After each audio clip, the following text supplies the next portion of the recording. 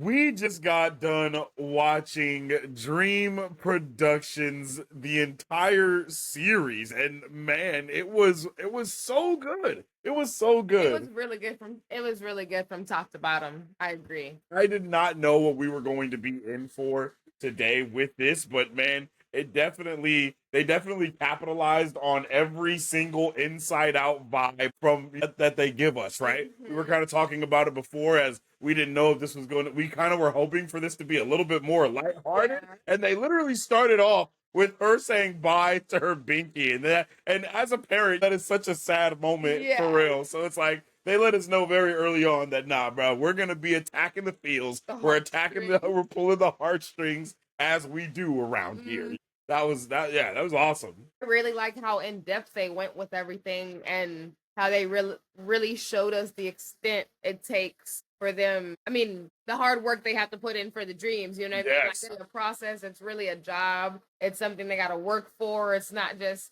like we saw her get demoted how many times? And we even talked about it when we were doing the trailer reaction that everyone we see is doing something. And Something. so it's crazy to think that all of those are actual jobs for real. Every person here is getting they're employed. They live in a house somewhere. That's all wild. Yeah. And it really hits in what we were talking about beforehand about this being very similar to Osmosis Yeah. Jones, where there Mhm. were departments of the body that handled different things and so Yeah. on and so forth. It was mentioned. Yes, exactly. And yeah, they mentioned it multiple times. It was really cool to see the dynamic between all of the characters of Inside Out and the Dream Productions, even though they didn't necessarily deal with them, right? It's like Yeah. all of the things that Dream Productions does is directly in correlation with what they do up there in headquarters, Yeah. right? And I think that's pretty dope. I really like that, man. Yeah, I agree. It's really cool to see how that just blended across the table in that way.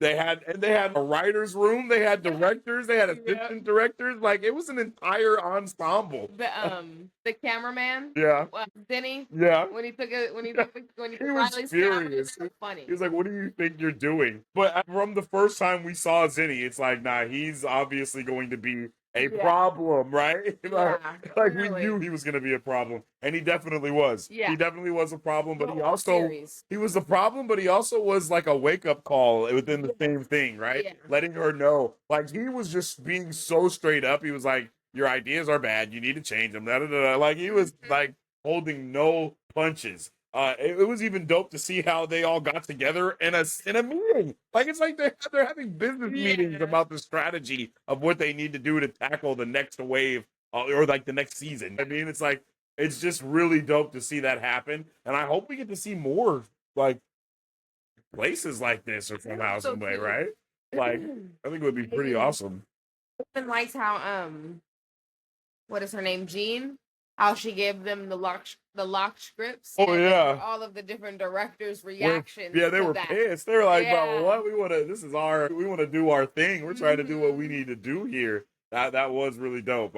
They did a really good job of showing us the backstage of production Yes. while also giving us a backstage view of what's going on within Riot. It's like Mhm. wild how they were able to Yeah. tackle that and blend it together in a way where like the things that they're shooting and what they create is exactly what is driving the wants and needs in a person's life type of Yeah. vibe. You know what I mean? No, Like completely. really showing how media can mold us as a person as well, Mhm. right? Even though it's supposed to be a dream, there's a lot of double entendres within, Yeah.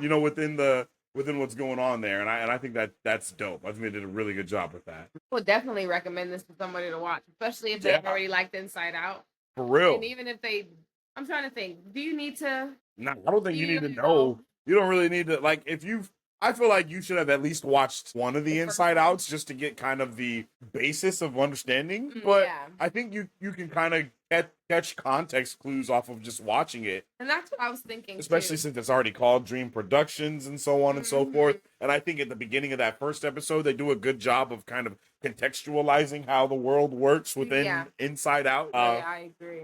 And it was dope. And they even were incorporating like the phone calls and Yeah. FaceTime and all of these things that Hmm. are The very locker. relevant now for children nowadays, right? And Hmm. I think they showed it in a good way. That's not like I don't think it's glorifying it too much or anything like No, that. it's I think not. that could be something that they do in like the third one. Is like maybe tackle like social media and how you're on and like online presence and stuff like that.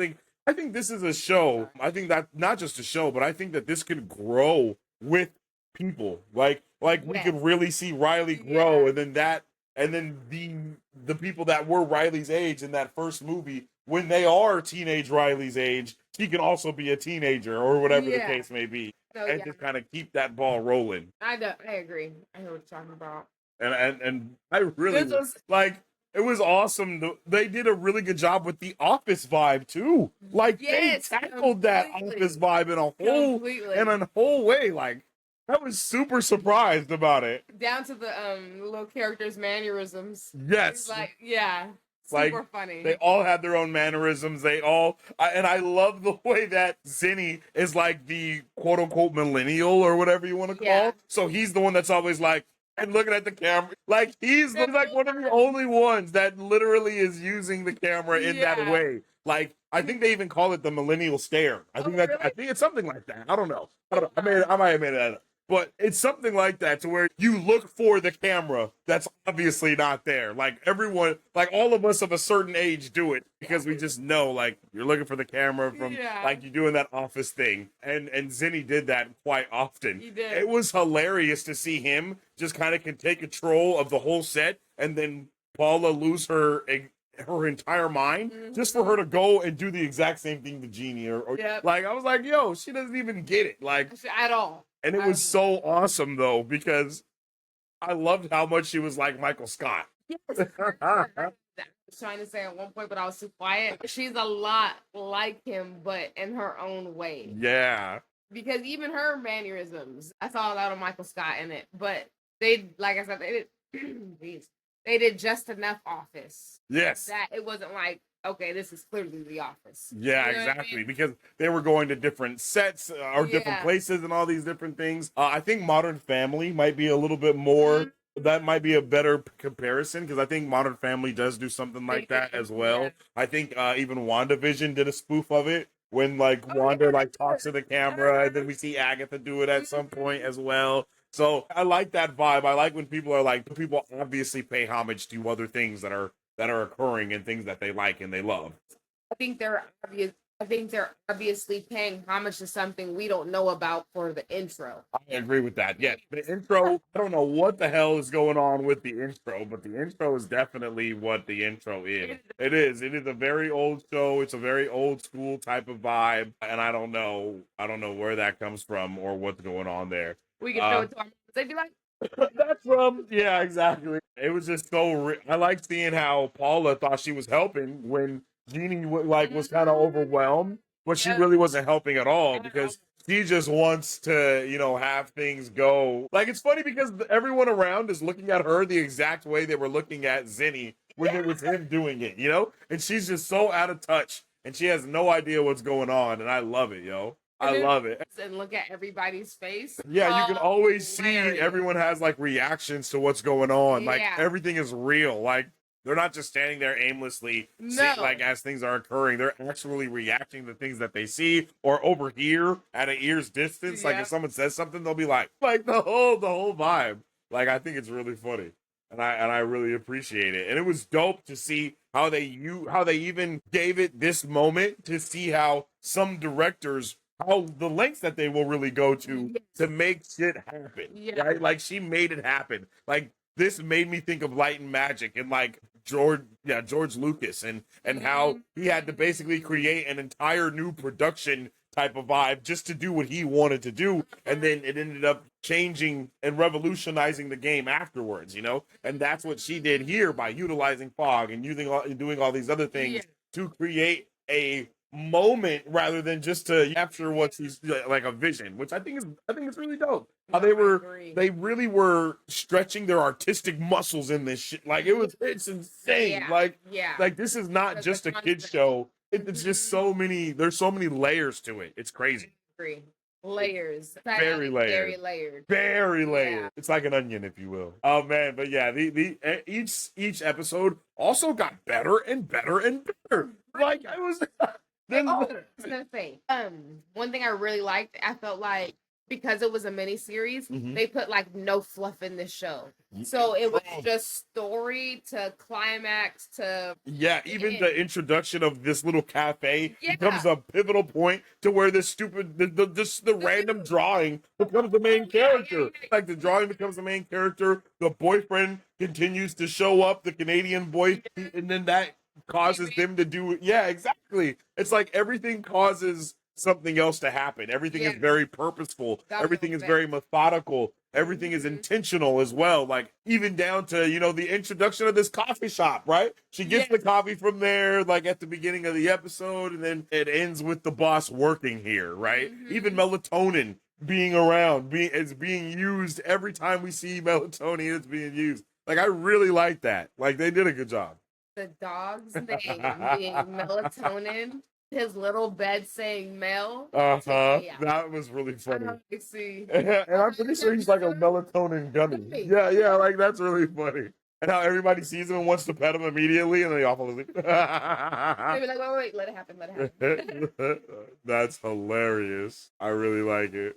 But yeah, and then seeing the different stages and different types of directing that they did, or just Paula herself trying to experiment with all these different new tools to stay relative, but not really know how to use them. So, I mean, I feel like there's just a lot there. I really want to know who directed this as well. Like I want to dive into it and kind of figure it out because I feel like the directors and the writers and everyone that worked on this, I think we could kind of see some artistic connections maybe from their past work just because of how this is put together. Because it's like, dang, yo, it feels crazy. It's just very raw. It's very raw. It's very real. It's very emotional, but it's also a complete kids show at the same time somehow. So it's dope. And then to see how haunted she was by the different things that were going on. Yeah. Like, and then even the way that it connects to dreams and how they even build up to the lucid dream reveal in episodes beforehand with like sleepwalking and like they world build the lore. So once you get to the point of sleepwalking, I mean the lucid dream at the end, how we got there. Like they've seeded so many things within it. It's kind of wild. It is. Yeah, they did a really good job. Now, are you ready for something that's gonna make a lot of sense? You know what? I didn't look up to see who did the first Inside Out. I just looked up Inside Out 2.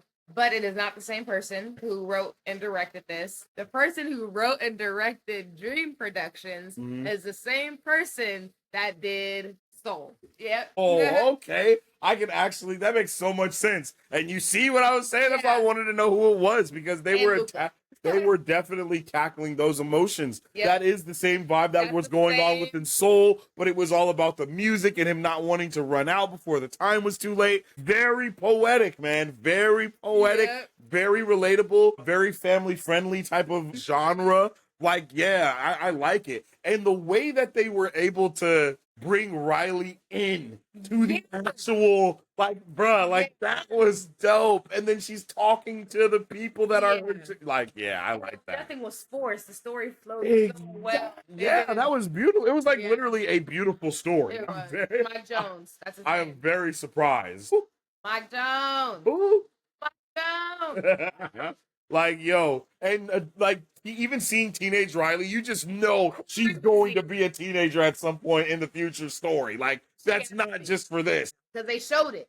Yeah. They would have showed her as a teenager. If it wasn't a plan for her to be a teenager in the future, I agree. And she looked like a teenager. It was like crazy. It was like, yo, this is teenage Riley. Like, she looks awesome too. yeah, wild. Yeah, this show is lovely. And then even the scripts look like scripts. Like, I was not prepared. Since it's so realistic, it makes you wonder like, are lock scripts a real thing? Yeah. Oh, lock scripts are a real thing. All of the things that they're doing. Everything that happened in this with the director stuff and the writer stuff is real things that happen and real things that could. Yeah. There are lock scripts. There's all of that. All of it is a thing for real. I know the writers are gonna have an appreciation of how they were depicted in the writer's room attacking the coffin. Because it's like they're up all night and they're drinking. In the writers room for like 15 to 20 hours. Like it's rough. Which is crazy. Which is absolutely diabolical to think about.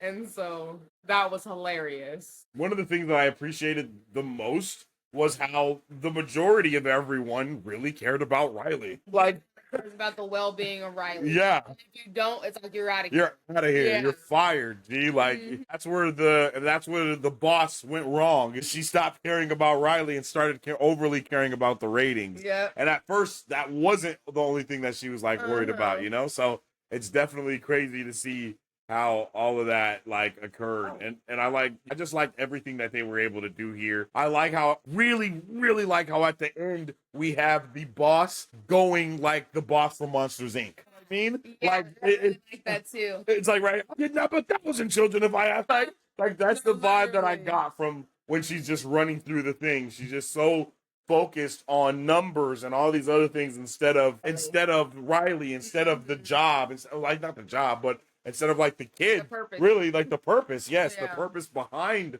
the job, the reason behind the reason. But I really like how everybody is like slightly different.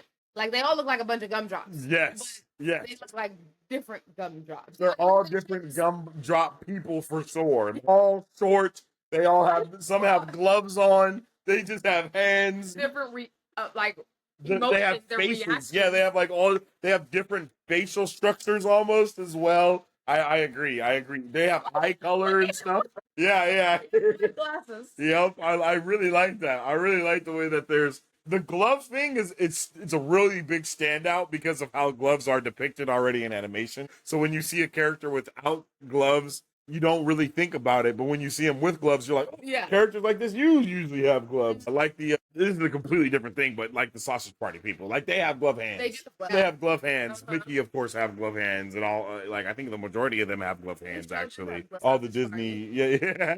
I think all the Disney animated characters like that. All the Mickey Wear Mouse gloves. house, yeah, they all have glove hands. Like even Donald, he has glove hands. Everyone does. So I think that's also what changes the difference between like Pluto and Goofy is one has paws and the other one has glove hands. Like there's subtle things that are a lot of differences going on to depict it, and they also did that here with letting everyone being very like there's a lot of variety. Like some So much characters have variety. hair, hell of them are bald. Like there's just so much. Yeah, there's just so much variety to everyone.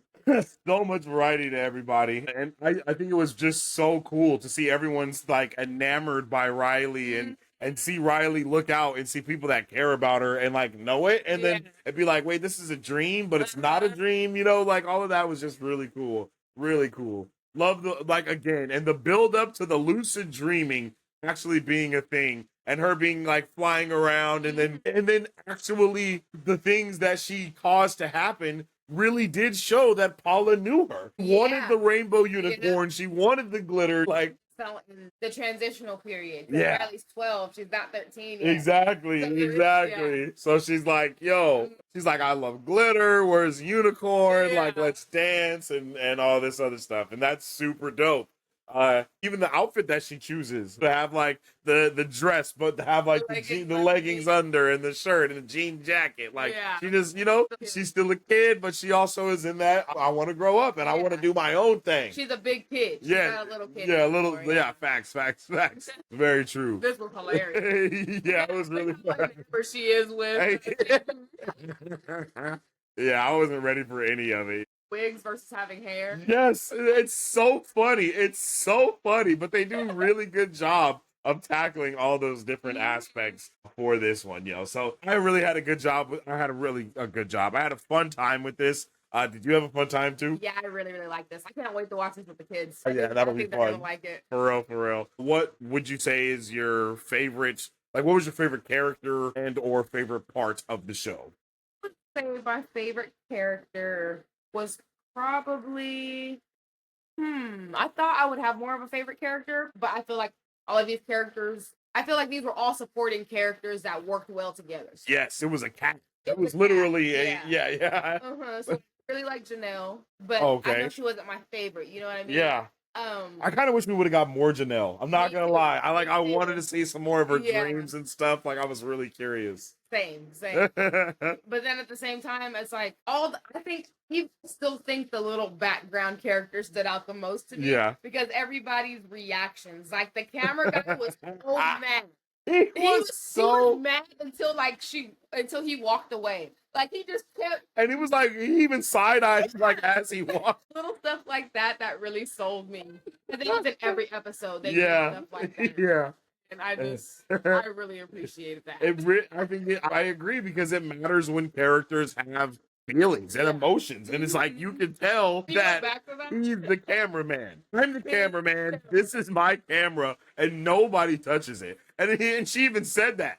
She was like, "That's Jim's camera, and And you're he- not supposed to touch." Yeah, he was shaking with anger. He was literally furious. He couldn't believe it. He was like, "Who the hell does this guy think he is?" He's like, "There's absolutely no way that he just grabbed my camera."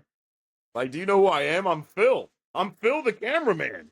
No one touches my camera because I'm Phil. Man, yeah, I don't know if I Oh, can. Yeah, yeah, but that, yeah, of course. hilarious still though. I really like it. Bro was tripping. The cameraman was on one. He was not okay with it, and that was really funny. And I really like how it felt like a show because you went Absolutely. from one episode. It had a definitive ending to that storyline with another one being introduced. Like, yeah, really dope, really dope. And I don't know why she Why let was melatonin melatonin dry, dry? but that was really like hilarious. Like this show really made me laugh, but it also made me just feel all types of ways. Like I Yeah. was all up in my feels as well. Like I couldn't believe it, man. For real. No, this was a really good show. I would have to say my favorite character was probably I really did like Zinni. I'm not gonna lie. I like Zinni because of Yeah. how bad of a character he actually is too. Like because it's like, bro, get it together. One. And I love how angry he was and how he felt like he was being silenced. He wants to rage against the machine and all these other things. It was really funny to me that he was all into improv because improv is just I just know how that there's a lot of improv jokes like that. So to see him just So be you know what so you're doing. yeah, exactly. It's like they talk to people or they know people that are exactly like this. Like, yeah, so for a fact. And I liked it, yo, and I liked the way that he was reading everybody there right, and he was looking at the camera. And if you when people utilize the camera like that, it makes me laugh every time, bro. I'm not gonna lie. I know what it is. Well, we kind of already said this, but there's so much like people. And Yeah. It was like you said, that you literally just said it. It's like watching a show. But when I was really looking at Zinni, is that his name? Yeah. Zant, Zinni. Zinni right now. She was like, these are people. Yeah. Get his sweater. Yeah. Yeah, like he's a whole person. He's a whole legitimately. Yep. But Everybody's eyebrows are different. It's crazy. yeah, man, They did a I really good really job. like this. This is a good one. I can't wait to see more of. I can't wait to see more. I hope we get more of these type of things to be able to explore the rest of the companies or whatever they're called that Mhm. exist within. Yeah, the So- production. Yeah, the other productions, the other headquarters, companies, all of the things, man. I really liked it. So, with that being said, man, let us know all your guys' thoughts, theories, and questions revolving around Inside Out's Dream Productions. This was a wonderful watch party and Yeah. review for real. It was awesome to have you on yet again. We're gonna have to do it again for sure. And yeah, you guys, appreciate each and every one of you guys for tuning in and vibing with us. And we will see you on the next one. Make sure you follow us on social media at Marvel Bros. To save the day with all things Marvel and everything pop culture. You can also follow me on social media at Sensei Finito to save the day with all my thoughts, theories, and opinions on whatever particular thing I may be partaking in at that particular time. And I appreciate each and every one of you. As I always say, stay awesome, stay nerdy, Don't forget to say. and don't forget to stay marvelous. Excelsior. Or you can join our Patreon to get early access to content, patron-only scoops, giveaways, private Q&As, and those sacred watch parties. We appreciate you guys. We'll catch you on the next one. Excelsior.